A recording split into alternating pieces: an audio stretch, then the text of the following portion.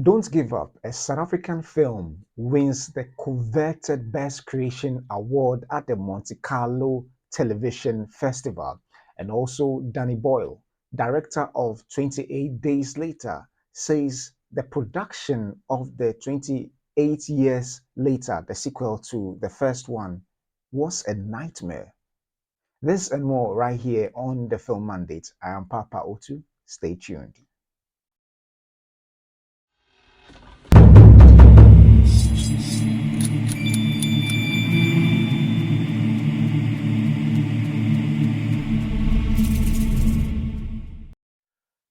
Welcome back to the Film Mandate, where I bring to you movie news, reviews, and reactions, both from the African front and the international scene.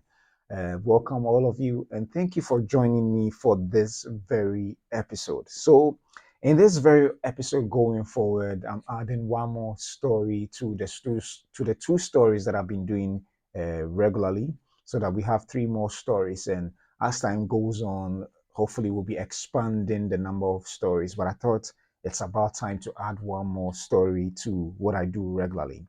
So delving into the very first story, another big win for Africa, another big win for Africa. And I'm talking about none other than the best creation award, or the best, one of the best creation award of the, which is called what, the best the golden nymph award, which was won at the Monte-Carlo Television Festival, a festival that is held in June every year, and it was instituted in 1961 by the, let me make sure I get the name right. So it was instituted in the 1961, founded by Prince Rainier III in Monaco, and it is one of the most coveted awards, scheme ever, equal to the Oscars in Europe, equal to the Oscars in Europe. That is really a big win, particularly having South Africa win for the film Don't Give Up. So when I saw this, I was excited, and this happened about 4 or 5 days ago, and I thought I would bring this story for us to discuss. So let's delve right into it. So don't give up. So this article was published on the IOL website, and it reads that don't give up. South African film wins Golden Nymph Award at Monte Carlo Television Festival. And I read, the South African produced film Don't Give Up won the Monte Carlo Television Festival's coveted Golden Nymph Award in the Best Creation category. The award ceremony took place at a glittering event at the Grimaldi Forum in Monaco on Tuesday night. Producer Anand Singh and lead actress Leleti Kumalo were in attendance to receive the award, which was presented by television stars Sarah Rafferty Suits and John Riordan Hedson and Rex. In its 64th edition this year, the Monte Carlo Television Festival has become one of the most prestigious international television festivals in the world, showcasing quality content from around the world, including digital platforms. The festival is considered to be the television equivalent of the Oscars in Europe. Sweden's Vanguard won the Golden Nymph Award for Best Series, and on a day in September won Best Film. Don't Give Up, a video vision entertainment film that is directed by Darrell James Root, follows the life of Faith, a homeless beggar and a single mother of two young sons, Lucky and Siyabonga, and her bid to survive in the harsh environments of modern day Johannesburg. Kumalo thanked the 64th Monte Carlo Television Festival, the Video Vision team, and Root, who came up with the amazing project. And I thank Anand for always believing in me and for always having faith in me. To the Prince and Princess, thank you for having us here in Monte Carlo. And I'd also like to thank my family for always supporting the work I do. Thank you so much. This is humbling, said Kumalo on receiving the award. Singh said it was a pleasant surprise, especially being in competition with other great films. This is a film about homeless people who have no voice and that has no dialogue. It is essentially a homage to the silent movie, and it represents homeless people all around the world. And the music of Philip Glass and Peter Gabriel give it that special magic. We are delighted to have this little South African film about homeless people win this special prize. I'd like to acknowledge the creation of these awards by our Prince Rainier and Princess Grace, and acknowledge Your Highness Prince Albert for continuing to celebrate the creative communities which are so important. It's my third year here at the festival, and I'm delighted to take home this golden nymph with Lileti, said Singh. Don't Give Up is a Video Vision Entertainment production in association with Distant Horizon, with executive producer Sanjeev Singh, producer Anand Singh, and is written and directed by Daryl James Root. Yeah, so this is indeed a big win for South Africa, and I would say in extension to Africa for such a prestigious awards. So, truth be told, I didn't know even this festival exists, and in my research, I chanced upon, and I was so excited to realize that Africa has won this Golden Nymph Award, which is the best creation category in the Monte-Carlo Television Award. And for this to have been this festival to have been the or is actually the Oscar equivalent of television, I was so excited because it really speaks to the fact that there is indeed a renaissance in the film or audiovisual industry in regards to film and television on the continent. And particularly this year, it looks like in all major festivals across board, Africa seems to be representing really big.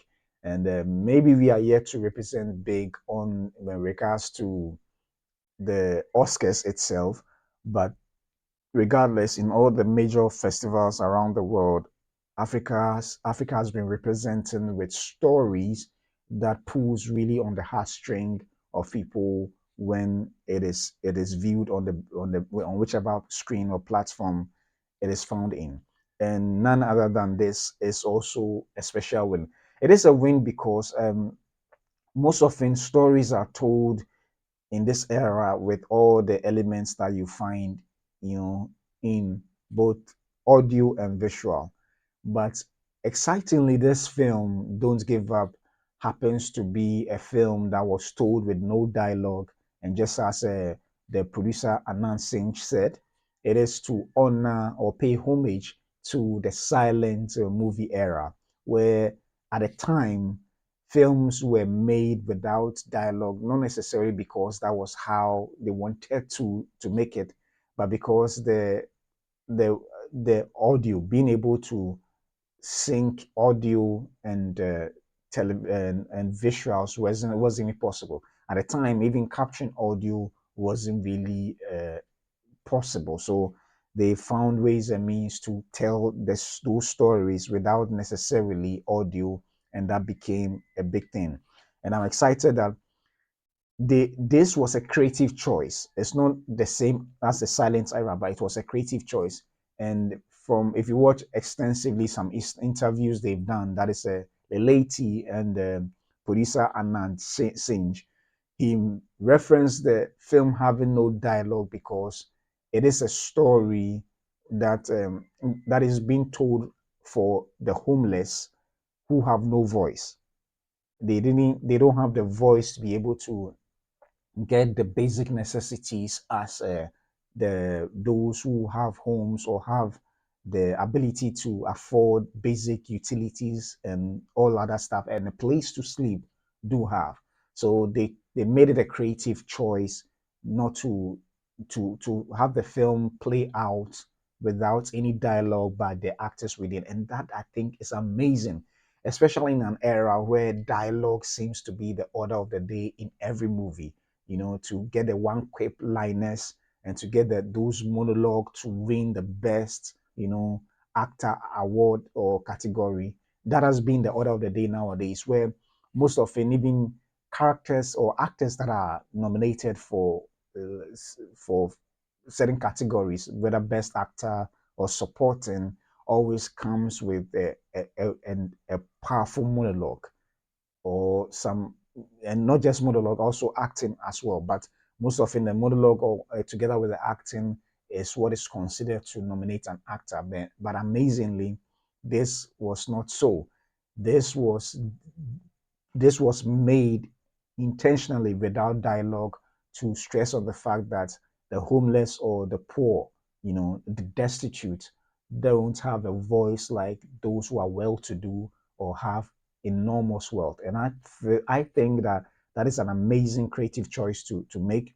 And personally, I haven't watched the film, but from the fact that this film was acknowledged among so many others from around the world.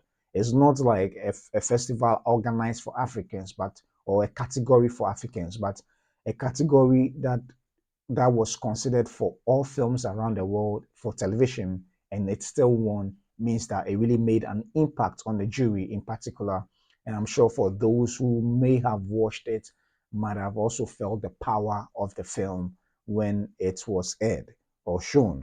So indeed, I'm excited for this category, and congratulations to the winners, and Lelati, who is the actress, and Anand, who is the producer of the film. So South Africa, congratulations, and Africa as a whole, congratulations for such a tremendous win.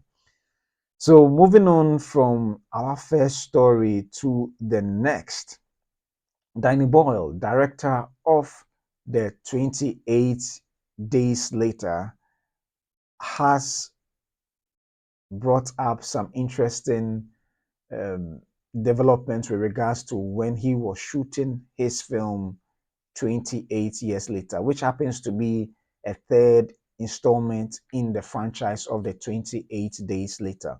And this is what he has to say concerning the nightmare. Let's read an article which was published on this site called News X World. And it reads, why did Danny Boyle call his new film 28 Years Later a nightmare? So director Danny Boyles revealed a major filming challenge for 28 years later. Child protection laws prevented the use of fully naked, infected characters due to a 14-year-old actor on set. The third film in the zombie series released June 20th, with the sequel set for January 2026. So this is written by Ashish Kumar Singh on the June 22nd, that's yesterday. And I read it. 28 years later, director Danny Boyle has opened up about an unexpected hurdle while filming the new film in the popular zombie franchise.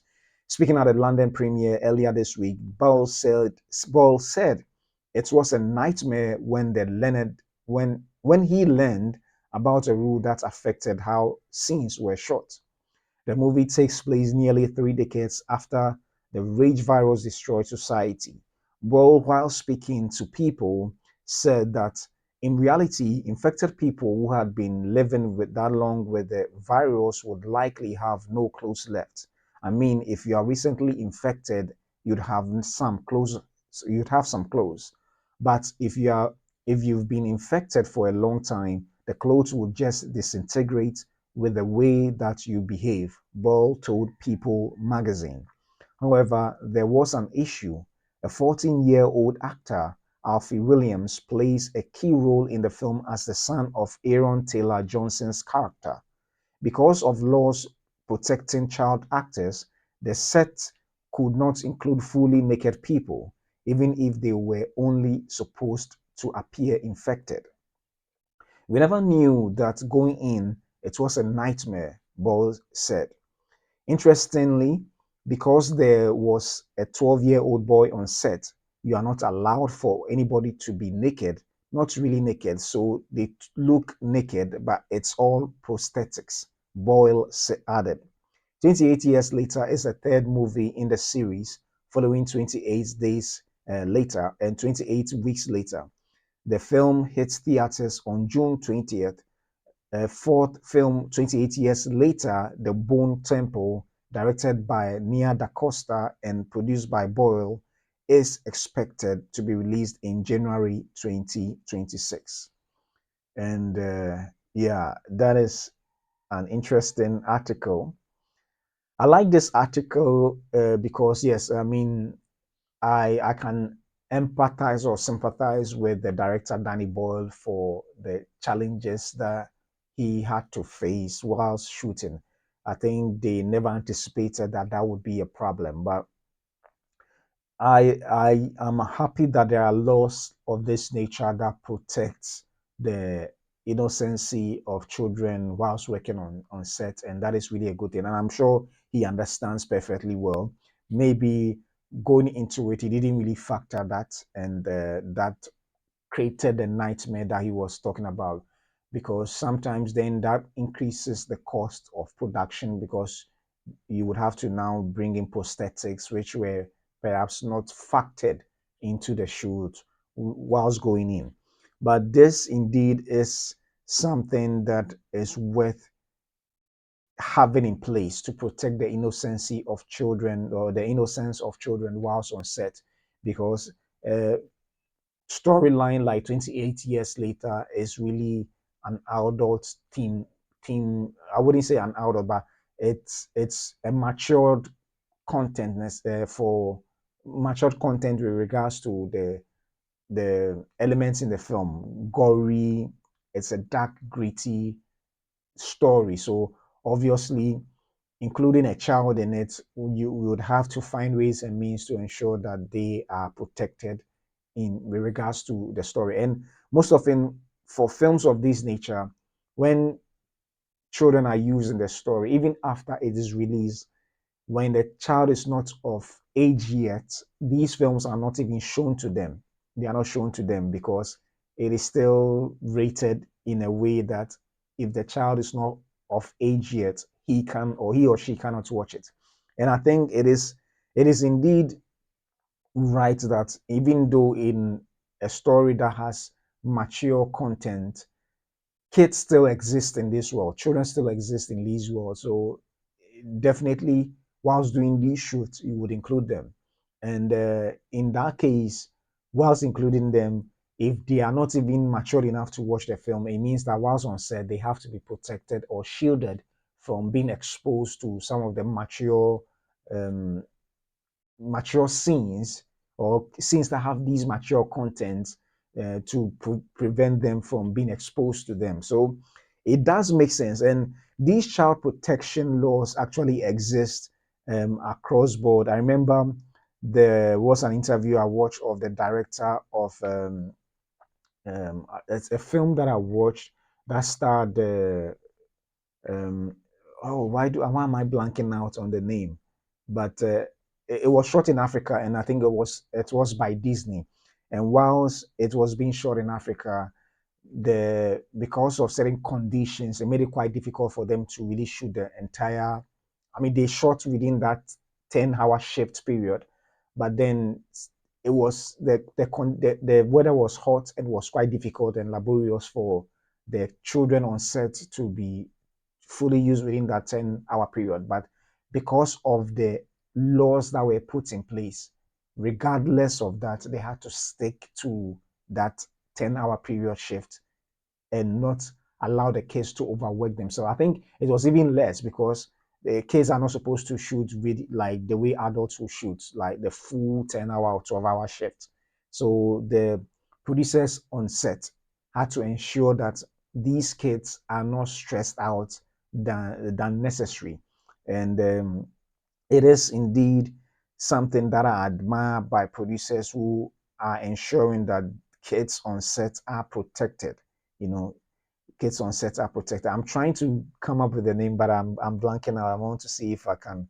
It has to do with the. I think it had David Oyelewo, and I'm trying to see. Let me see if I can bring out the name. David Oyelewo, and then Um, I'm blanking on the name, but if I come up with a name, I think I would be glad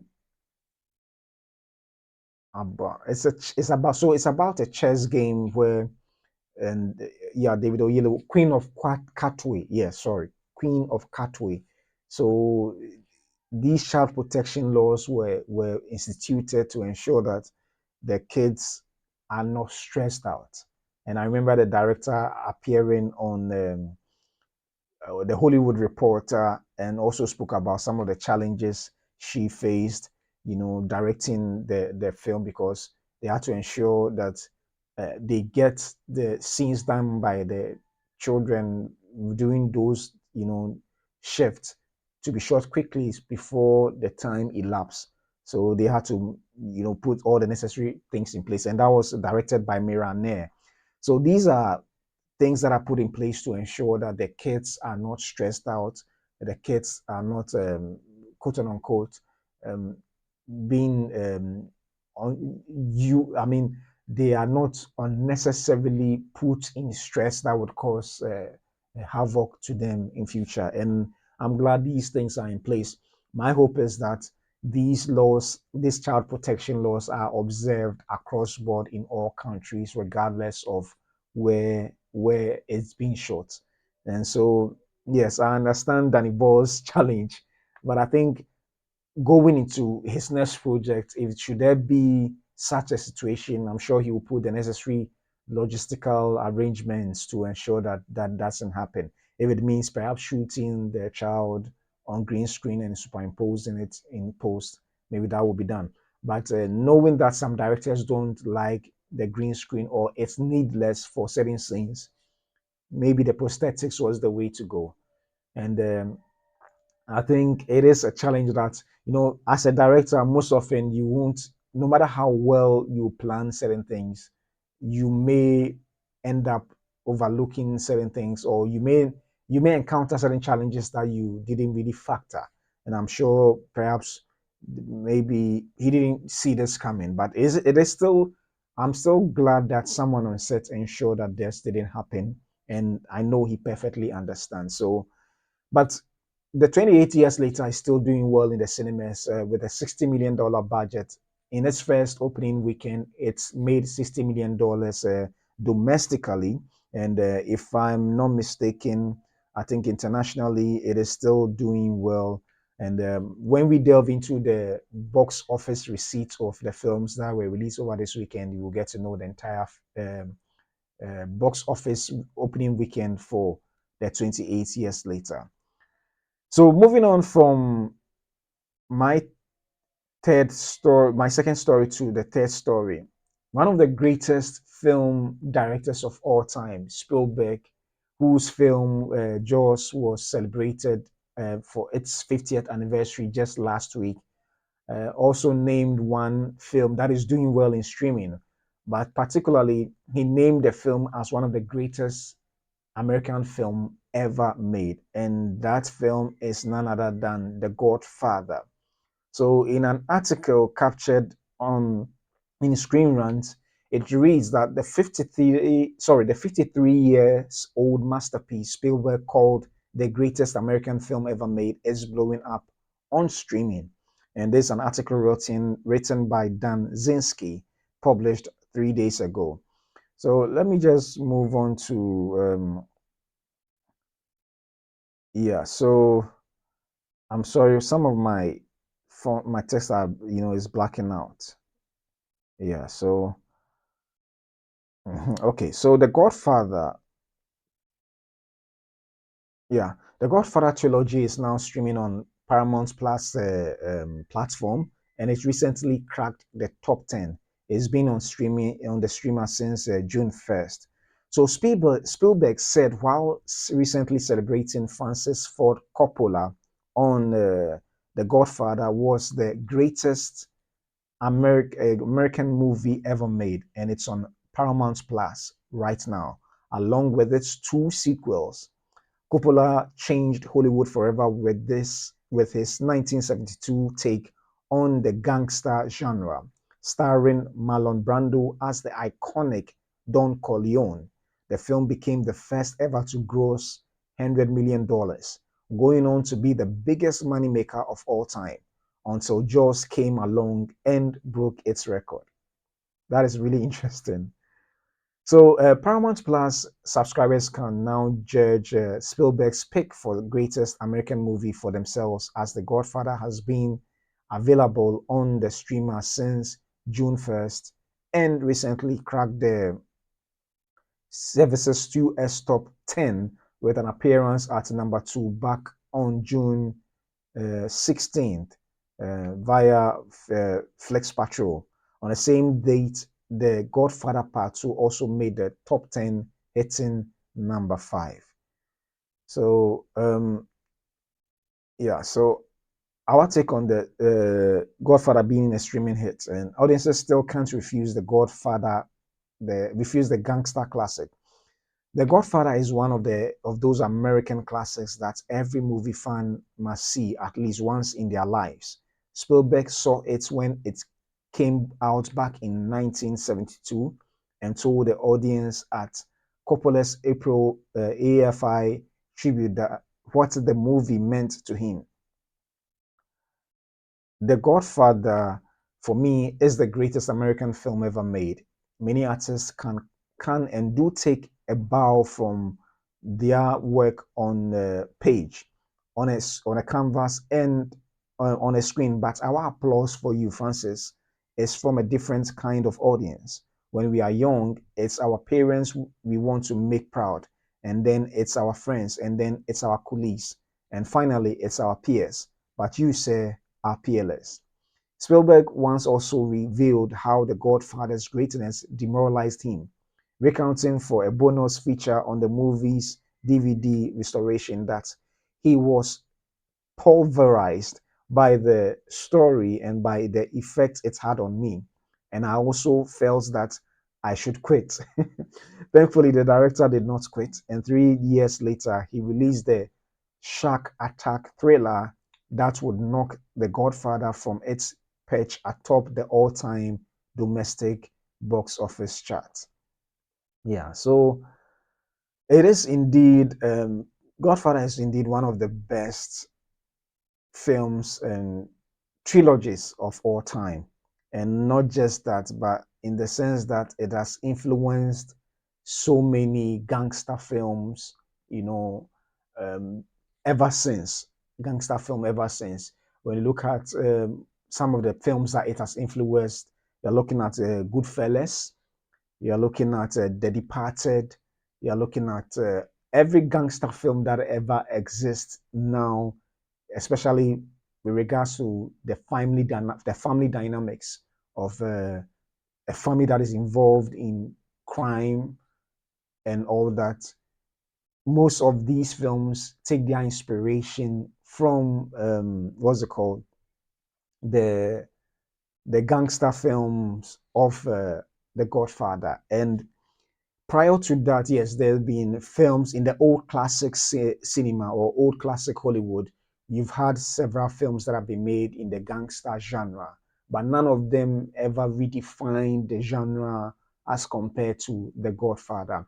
And in 1973, when it was 1972, when it was released, it sort of bridged the gap between the old Hollywood and the new Hollywood with regards to how it was told.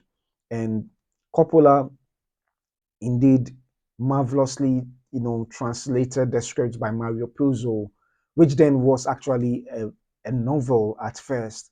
And Puzo was brought on to adapt the script. It was marvelously done. If you haven't watched the what's it called, the Offer, you should watch the Offer. And the Offer is a series that tells us the behind the scenes of how The Godfather was made and the challenges they faced in bringing this story to life. And it's an exciting story that gives you an insight, a hands-on insight as to all that happened towards the production of The Godfather. And it's an exciting series you should watch. It stars Miles Teller, as one of the producers who brought this film to life. So it is indeed an interesting story, a very powerful story. And The Godfather I would admit that it's one of the best films ever made. It is one of the best films ever made, and it has influenced so many films. Scorsese will attest to that. Gleaning from it some of the lessons to make his own films, and then most of the other whether films or television, even The Sopranos, the family dynamic in the loyalty, the themes of loyalty, the themes of family, all those portrayal took major inspiration from that. Even 50 Cent's TV series Power also took, you know, took inspiration from these stories as well. So The Godfather indeed is one of the best films ever made.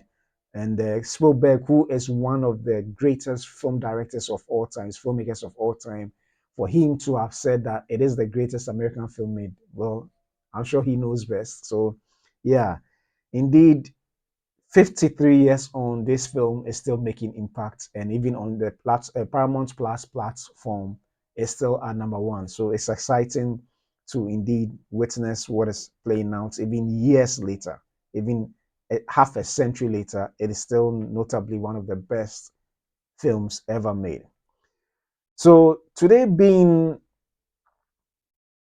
a Monday, right out from the weekend, as usual, I bring to you some of the films that showed over the weekend and the box office receipts, the money it's made over the weekend. So, delving right into it, we'll take a look first at the North American domestic box office. And for the weekend 25, that is for this weekend, June 20th to 22nd, we have How to Train Your Dragon at number one, which is its first release this weekend, and it made 37 million.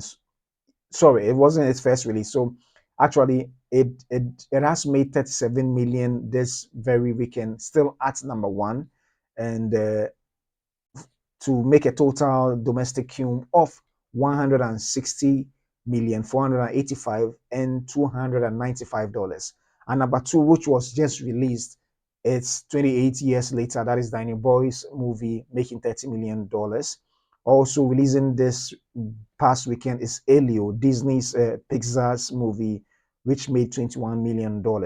Lilo and Stitch dropped from number two to number four with 9.7 million, with making a total of 386 million 749 and $181.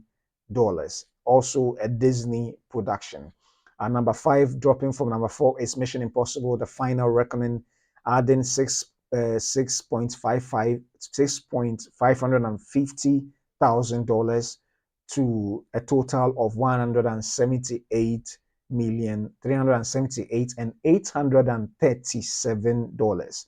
And number six, dropping from number three, is Materialist, adding 5,815,506 to now a total of 23,920,137. Dropping from number five to number seven is Ballerina, which made $4,535,000, and now the total is 51,118,159. At number eight, dropping from number six, is Karate Kid Legends, which made 2,424,147 to now a total of $49.4 million. And at number nine, dropping from number seven, is Final Destination Bloodlines, which made $1,885,283 with with a total domestic cum of $134,804,000. And last but not the least, in the top 10 is Kubera, which has made $1,750,000 in its first opening. So let's move on quickly from the domestic box office to the international box office and see what it has made so far. So in the international box office, as usual, Neza 2 is occupying the first spot with almost $2 billion, and the Minecraft has made 953,566 and $530. At number three is Lilo and Stitch, which is really up on the heels of Minecraft with 910,349,181. And number four is Mission Impossible with The Final Reckoning, making a total world cum of $540,878,837. And number five is Captain America Brave New World, making a total of $415,101,577. And number six is Thunderbolts with $381,048,736. And Sinners is at number seven with a total of $363,759,145. And number eight, How to Train Your Dragon, has made a total of $358,189,295. Number nine is Final Destination Bloodlines with 280,104,000. And last but not the least, among the top 10 is Snow White with $205,679,463. So this brings me to the end of today's stories for this episode. I'm glad you joined me, and thank you so much for joining me for this episode. I'll be coming your way again with another episode tomorrow. I'm Papa O2, and this has been the Film Mandate. I'll see you soon.